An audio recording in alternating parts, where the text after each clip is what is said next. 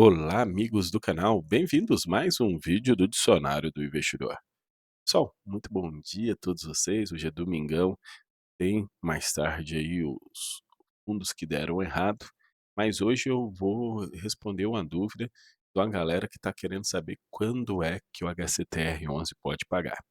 Primeiro me disseram que assistiram vídeos no YouTube, juro para vocês, eu gastei hoje 40 minutos procurando vídeos do YouTube sobre HCTR para ver quem é que estava dizendo que o HCTR hoje vai ficar 2 anos sem pagar. Eu não achei. Você sabe quem é que falou, coloca o nome do canal aqui embaixo, mas eu não achei quem foi que falou isso. Mas vamos lá, deixa eu explicar, eu quero explicar para vocês o contexto e depois dizer o que que vai acontecer. Então, passo a passo com tudo o que aconteceu e dizer para vocês quando é que o HCTR11 deve voltar a pagar. Para começar, tudo aconteceu no quinto dia útil. No quinto dia útil começou a ladeira abaixo, quando a administradora, tá vendo aqui, ó, neste ato, representado por sua administradora. Alguns comunicados ao mercado, como esse aqui era um comunicado ao mercado, eles colocam representado pela administradora e pela gestora. Nesse aqui colocou apenas representado pela sua administradora. Vem comunicar os cotistas ao mercado geral quanto ao segue. Em razão do ofício conjunto, circular conjunto número 3 de 2004, da CVM, da CCE e a CNC, os termos do parágrafos do artigo 3º e 4º o parágrafo 3º e 4º do artigo 50 do regulamento do fundo, que é esse artigo aqui, ele diz que o fundo pode fazer distribuição mensal, trimestral ou semestral. A administradora informa que, havendo resultado a ser distribuído, aqui foi o susto, né? Havendo resultado a ser distribuído até o 7º dia útil, correspondente ao dia 10, comunicará aos cotistas. Então, nesse momento, dia 6 de dezembro, o pessoal já ligou assim: será que vai distribuir? O que será que fala esse ofício circular? Então, no site da própria CVM, tem o ofício circular. O ofício circular são orientações ao mercado. As áreas técnicas da CVM divulgam ofício circular com orientações complementares sobre distribuição de resultado de fundo de investimento imobiliário. Os documentos esclarecem os modelos lucro-caixa e lucro contábil para apurar e distribuir rendimentos. Pessoal, o que é que eles esclareceram? Para mim, eu já entendia faz tempo, mas alguns fundos não faziam. Eu comentava: "Ó, esse fundo está fazendo a distribuição do jeito que ele quer. Ele não tem resultado contábil, não tem resultado caixa e está distribuindo. Não pode". Basicamente isso que eles vão dizer. Mas eles colocam aqui: lucro caixa e lucro contábil. No documento, as áreas técnicas destacam a possibilidade da utilização pela administradora e pelo gestor do fundo, tanto do modelo lucro caixa como do modelo contábil, para fins de controle de apuração e de rendimentos, desde que escolhido um só modelo. Então você não pode distribuir por um ou por outro, é somente um, e desde que respeite o mínimo de 95% do lucro apurado caixa. Então você tem que escolher um, você não pode: agora eu vou distribuir caixa. Não. Tô com lucro contábil, então agora eu vou distribuir contábil.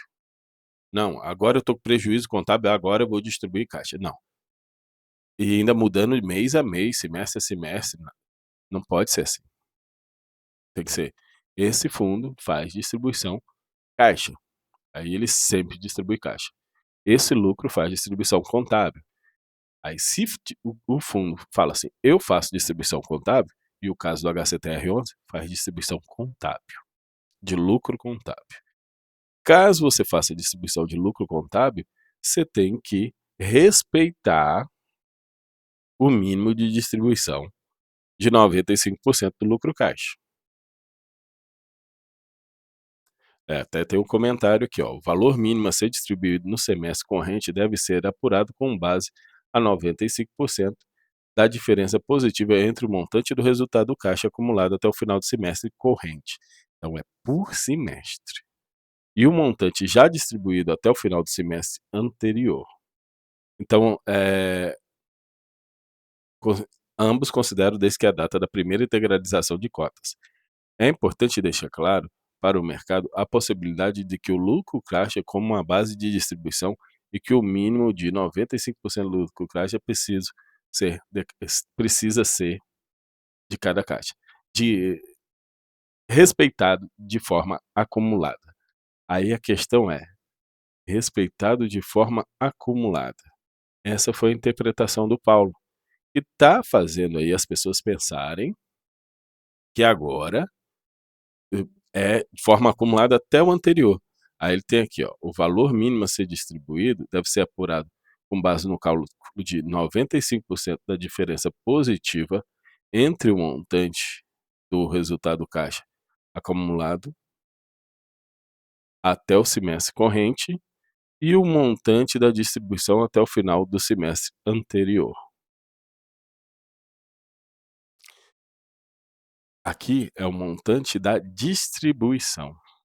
Ele não está falando do montante do resultado caixa dos semestres anteriores.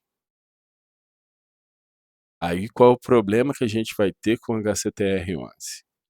O HCTR11, na hora que ele for fechar o próximo semestre, vai ter que olhar também a diferença do montante distribuído nesse semestre. Mas tem que respeitar, repito, o 95% do resultado caixa. Uma vez adotados os dois métodos de distribuições, lucro caixa e lucro contábil, não será possível alterá-lo posteriormente. O administrador do fundo deverá controlar sistematicamente de forma diligente e transparente para todos os seus períodos subsequentes à apuração de resultados. Então, o que você entende aqui?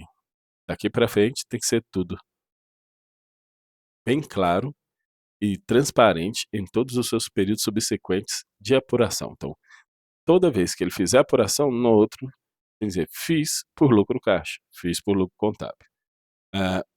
Mas tem que adotar um dos dois. Não pode adotar os dois ao mesmo tempo. Tá certo, limos, e quando foi no sétimo dia útil,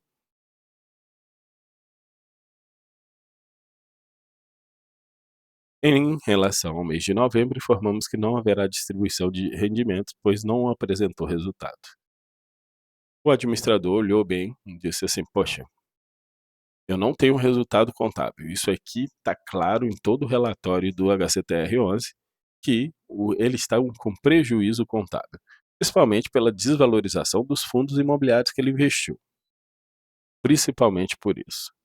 As marcações a mercado do CRI são ridículas, eles não fazem PDD, não faz, então sempre sobe os CRIs do HCTR11, então não gera prejuízo do jeito que eles trabalham.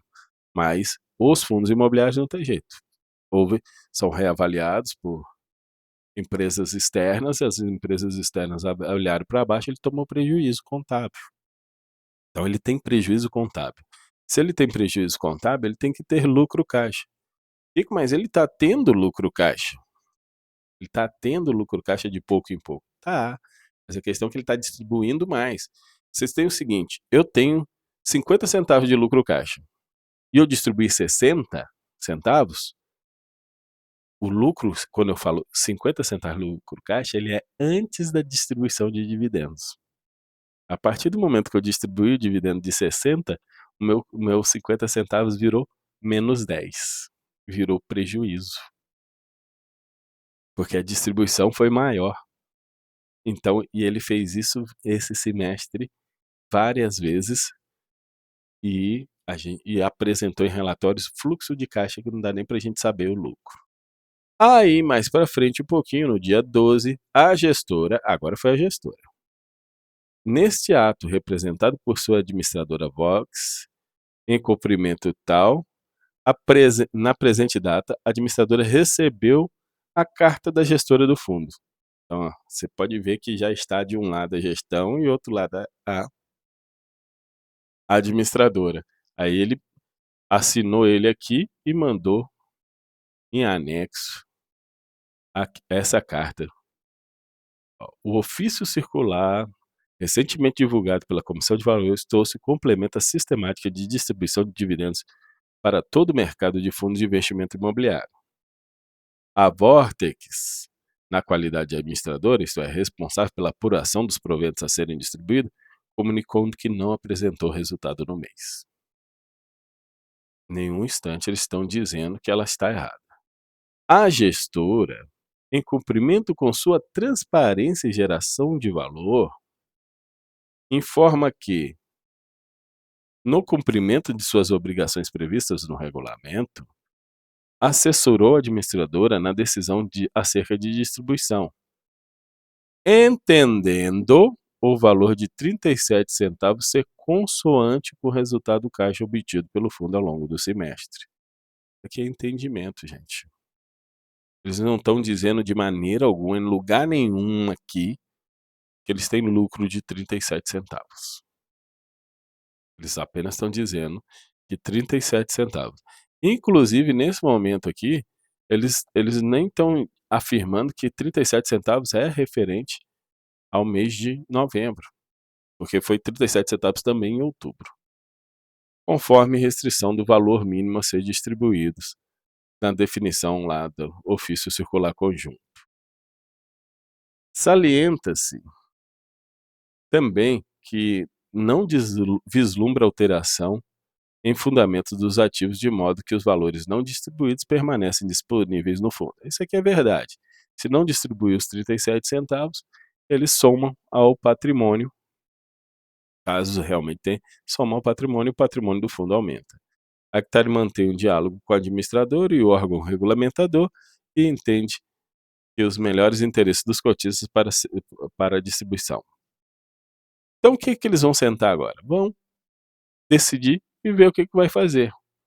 Kiko, você acha que eles têm grana para fazer distribuição? Pessoal, a gente já fez outros vídeos onde a gente mostrou o DRE. E aqui no DRE, a gente consegue ver meses anteriores, né, desse semestre. Os meses anteriores desse semestre, ele apresentou aqui, ó, fluxo de caixa.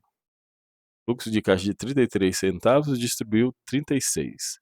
Fluxo de caixa de 60 centavos distribuiu 39.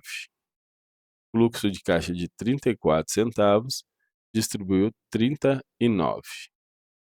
O fluxo de caixa de 29 distribuiu 37. Kiko, mas aqui ele teve um fluxo de caixa. Gente, isso aqui é fluxo de caixa. Fluxo de caixa, ele está recebendo o dinheiro de volta dele. Não é lucro. Mas que a gente tem aqui, ó. E nesse mês aqui eu lembro muito bem, eles falaram que teve um pré-pagamento. Vocês estão vendo essa linha de amortização? A amortização, ela vem nela o dinheiro de volta do seu investimento, mais a correção monetária. Os juros sim é lucro. Esses juros aqui é lucro. Mas é aqui, ó, que aumentou em 2.600, foi porque teve um CRI que pagou sua dívida toda, antecipou, amortizou. Igual quando a gente faz amortização mesmo de apartamentos. Então, quando faz essa amortização, você não paga os juros lá para frente. Você só devolve o dinheiro para o fundo. Então, desses 8.600.000 aqui, provavelmente 6 milhões, ou quase 6 milhões, é o capital do fundo, não é correção monetária. Então, se aqui deu 33, aqui 34, provavelmente aqui deu no máximo 34. Deu no máximo 34, no máximo. Então, todo mês, se você tem um resultado, inclusive ele falou aqui, no mês de outubro, ó, mês de outubro, ele coloca aqui, ó, um resultado caixa de 32 centavos. Se ele tem um resultado caixa de 32 centavos e fez uma distribuição de 37, quer dizer que ele fechou o mês com prejuízo caixa de 5 centavos por cota. Entenderam? Nesse mês aqui esse mês que tem 60 centavos, o relatório de agosto tá uma bagunça. Quem viu o vídeo eu falei, tá uma bagunça, não dá para entender qual o verdadeiro resultado. Eles chegam a dizer que foi 50 centavos aqui, mas não foi isso tudo de resultado. Mas, então, o que que vai acontecer? Nesse semestre, provavelmente, ele não paga nada, para respeitar os nove porque ele tem prejuízo, cara. Prejuízo, é que não tem tamanho do prejuízo que ele tem, a gente não tem essa informação aqui, mas ele tem um prejuízo contábil muito grande. Dá para você ver pelo valor patrimonial de cotas, né, então só quando o valor patrimonial de cota voltar lá acima de 120, ele vai zerar o prejuízo. Mas ele tem um prejuízo muito grande. Então, o que que a gente tem que esperar agora? O próximo semestre. No próximo semestre, o fundo vai começar a receber caixa, e o que que é o lucro desse caixa que ele recebe? São os juros e as correções monetárias. Muita gente não está pagando, mas tem gente pagando. Aí esses que estão pagando vão gerar lucro caixa. Aí gerando lucro caixa, ele no próximo semestre tem que respeitar os 95%, então ele vai fazer distribuição no próximo semestre. Então acredito eu que a HCTR11 fique somente mais esse mês de dezembro, que é pago em janeiro, sem pagar rendimento. Quando for fevereiro, ele volta a pagar. Essa é a conclusão depois dessa história toda para vocês. Galera, eu vou encerrando o vídeo por aqui. Um grande abraço e até a próxima.